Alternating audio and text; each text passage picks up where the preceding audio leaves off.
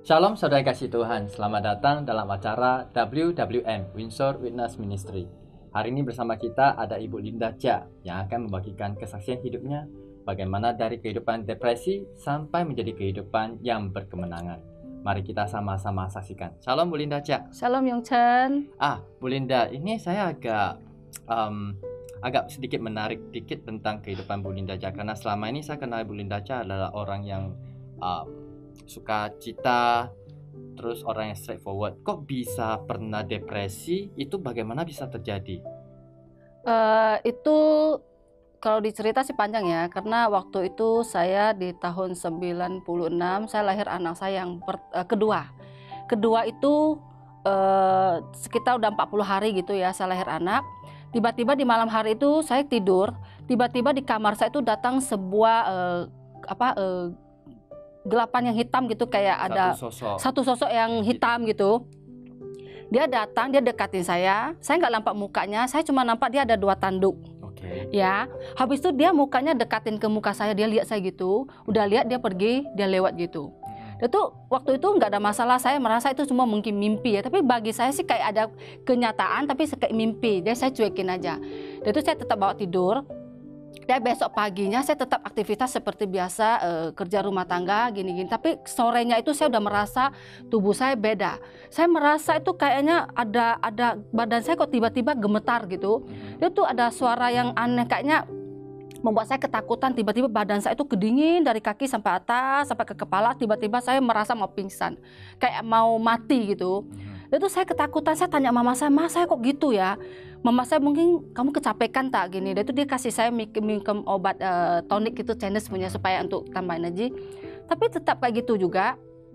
Malam itu saya depresi sendiri, kayak mau teriak gitu, kayak ada sesuatu di dalam saya itu kayak ada berontakan gitu, kuat gitu. Dan itu saya teriak, saya pengen teriak. Dan itu mama saya panggil loh, pergi saya punya tetangga datang. Sampai saya nggak terasa malu lagi, boleh dikata baju saya nggak tahu kemana-mana pergi gitu ya. Itu kesurupan bukan? Nggak tahu kesurupan atau nggak, tapi saya sadar, tapi saya dalam situ kayaknya ada depresi yang luar biasa, kayak mau teriak, kayaknya ada sesuatu bikin saya kayak mau teriak gitu loh. Terus gimana? Teriak, dan itu ada seseorang datang, yang datang ke rumah saya, banyak yang bawa, yang didoain lah, yang gini lah, banyak lah.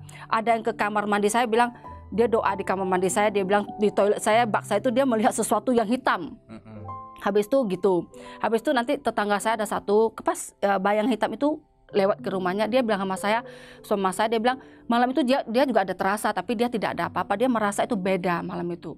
Ya gitulah, sampai kayak gitu loh. Makanya saya sampai depresi itu lumayan lama sih. Berapa lama itu? Itu sampai anak saya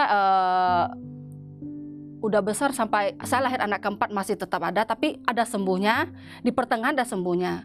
Cuma anak keempat, yang kedua ini saya lahirnya itu waktu itu saya nggak bisa jaga juga kan. Itu terjadi tahun berapa? Tahun 96. Tahun 1996 sampai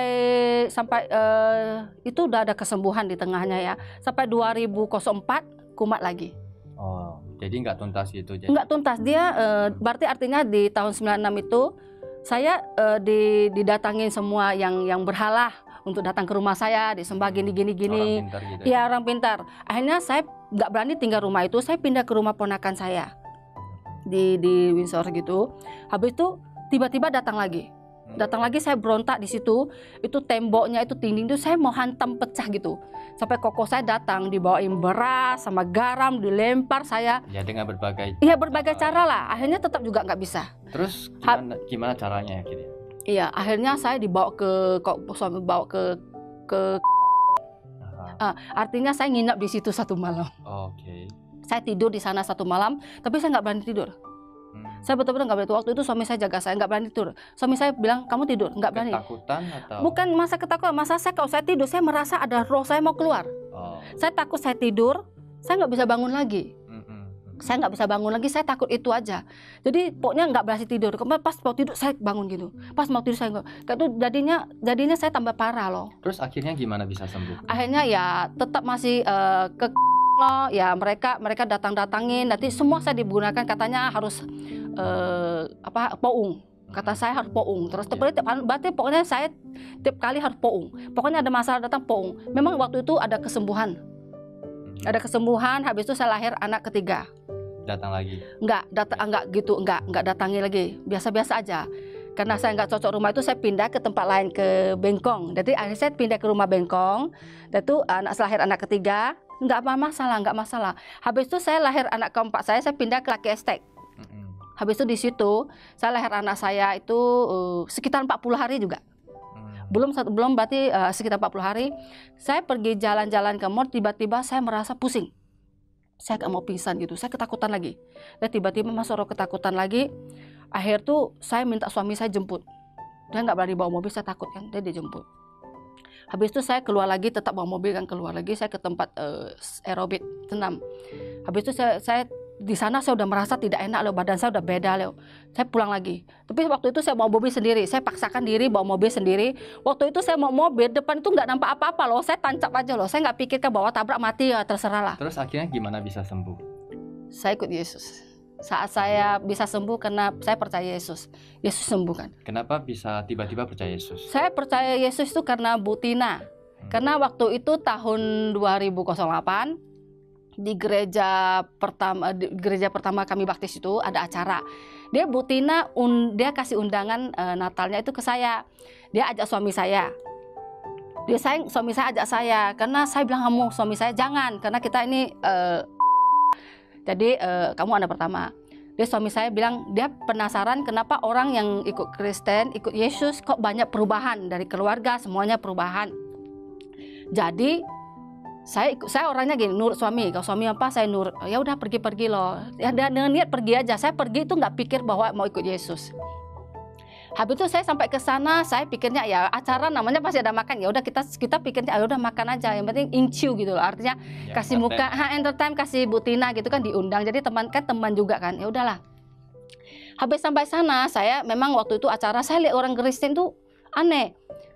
Kok happy kali saya bilang, Jang, ini beneran nggak? Saya bilang kok orang sembah Tuhan itu bukan kayak cara gitu kan. Biasanya kita lihat ya sembah Tuhan yang berhala kan nggak sampai nari-nari, loncat-loncat kayak gitu kan, gitu happy nyanyi-nyanyi. Saya penasaran, dan itu saya ikut aja loh. Habis ikut, salah satu teman saya juga udah ikut Yesus juga, dia kesaksian dengan saya sama depresinya. Dia mengalami sama dengan saya, jadi nggak berani keluar sendiri, nggak berani bawa mobil sendiri, nggak berani di rumah sendiri. Dia depresinya sama dengan saya. Pas dia ngomong kesaksian itu langsung mata saya dan telinga saya terus fokus ke dia. Jadi saya jadi kaget, loh. Saya langsung ngomong sama suami saya, loh Kong, ini kayak saya sama, saya bilang gitu. Iya, dia bilang. Terus saya dengar, habis itu acara pulang, udah selesai acara kan ada artakol. Saya ikut loh, saya pengen ikut. Tapi dari hati pengen ikut, tapi dari badan terasa berat. Tapi saya maju juga. Saya di artakol, dibilang tutup mata, ikut doa, ya saya ikut doa lah. Waktu itu saya tutup mata, saya lihat dah sebelahnya ada dua loh. Artinya ada Yesus, ada berhala saya. Dan itu mukanya persis yang di rumah saya yang berhalanya. Tapi saya tetap ikut doa. Habis itu saya pulang ngomong sama, lu tahu nggak? Teman saya, mama saya kenal juga, saya ngomong dia, teman saya yang ini, ternyata dia sama loh dengan saya loh gini-gini. Dia mama saya ngomong gitu, ya udah kalau gitu kamu ikut Yesus saja. Oh, jadi dari situ sudah percaya? Iya, dari situ kalau nggak ada kesaksian ini, mungkin saya nggak mungkin ikut Yesus. Nah, karena setelah percaya Yesus, apakah kondisi langsung berubah atau masih depresi? Depresi sih nggak ada lagi, cuma kalau bawa mobil sendiri masih belum berani. Karena butuh proses kan, kita nggak ikut Yesus langsung teng gitu sembuh kan. Cuma saya jadinya lebih nggak takut lagi, walaupun roh itu datang, saya tetap bawa dalam doa.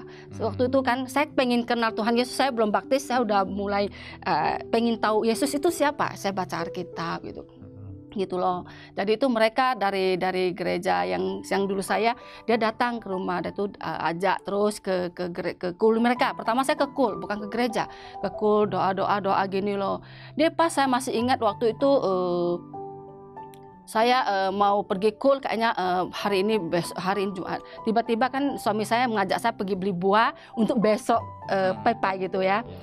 Dan saya baca Alkitab kan, dan itu saya baca di Mazmur bahwa Tuhanmu adalah buatan dari tangan manusia, bermata tidak bisa melihat, bertelinga tidak bisa mendengar, bermulut tidak bisa bicara, berkaki tidak bisa berjalan, bertangan tidak bisa bergerak. Pas saya di mobil, ya mobil kan saya tunggu kan suami saya pas saya bolakkan ke muka saya ke sana, saya melihat Allah berhala itu berdiri situ. Dan saya teringat, di otak saya teng gitu kan, teringat. Ini dia. Saya bilang otak ya ini ya betul juga ya. Saya bilang berkaki tidak bisa jalan, bertangan tidak bisa bergerak, bermulut tidak bisa, dia berdiri diam. Tiba-tiba badan saya langsung mulai lagi, kaki saya nggak bisa bergerak loh. Diserang gitu. Iya, diserang, dan tiba-tiba suara satu datang. Dan saya waktu itu kan bergerak kita terus kan. Saya dalam hati saya bilang, apapun yang terjadi hari ini, saya bilang saya tetap mau ikut KUL. Sampai ke rumah, saya cepat-cepat telepon ke gembala KUL saya, gini-gini. Dia bilang, yaudah Linda, kamu hari ini harus datang. Kamu harus pelepasan, dia bilang. Ya udah, saya waktu itu pulang buru-buru, nggak pikir mandi gimana, pokoknya cepat-cepat, nggak sempat pakai sabun, nggak pakai sampo lagi, karena saya nggak berani kasih tahu suami saya alami gitu. Karena saya udah nggak tahan, mau teriak tapi saya bertahan terus di dalam panggil Tuhan Yesus. Saya bilang, Tuhan Yesus, saya hari ini mau ke KUL. Jadi habis di KUL gimana?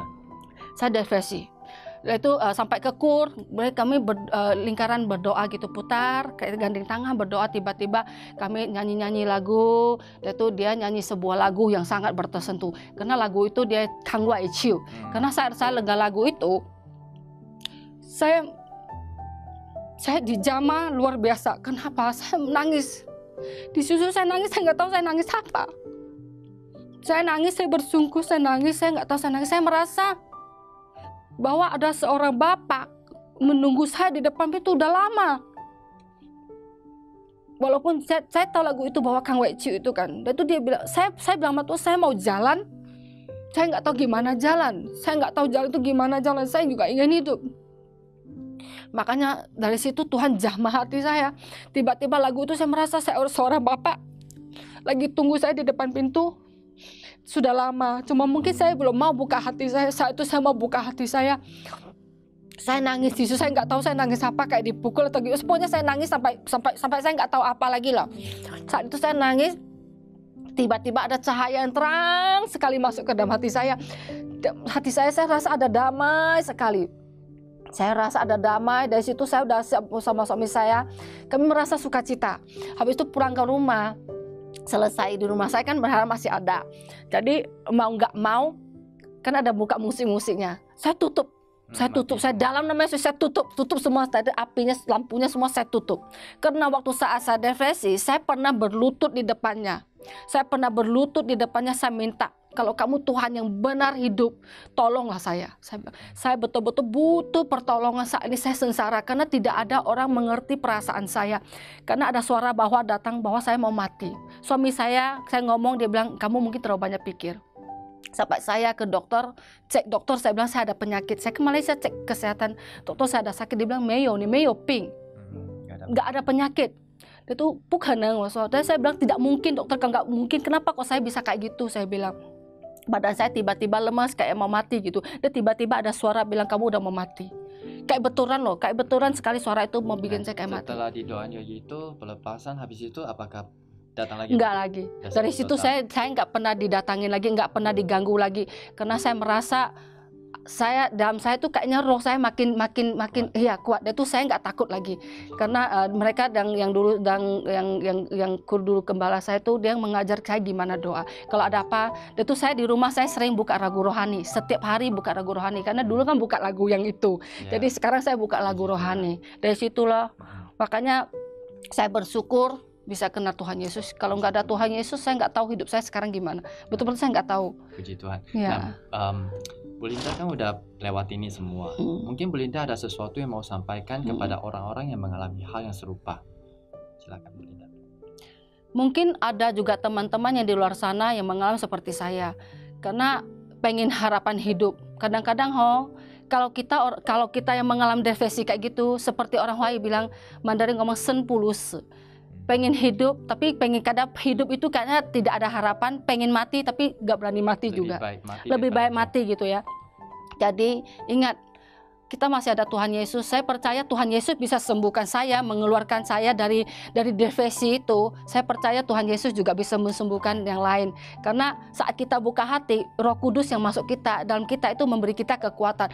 Sebenarnya saya pernah ngomong sama mama saya atau siapa aja teman saya. Saya bilang saya ikut Yesus.